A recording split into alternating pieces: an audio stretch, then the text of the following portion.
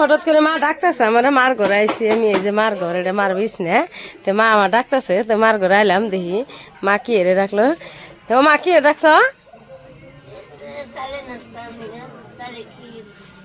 মা মা আসলে তো নাস্তা বানাই গেছে, বানানি শেষ নে মা, বানানি হয়ে গেছে গেছে, দেখেন বানানি হয়েছে আজকে। মা নাস্তা বানাইছে সুন্দর করে, খালি গাখির দিয়ে না, খালি গাখির দিয়ে, একদম পিওর গাখির দিয়ে বানাইছে এই যে নাস্তা।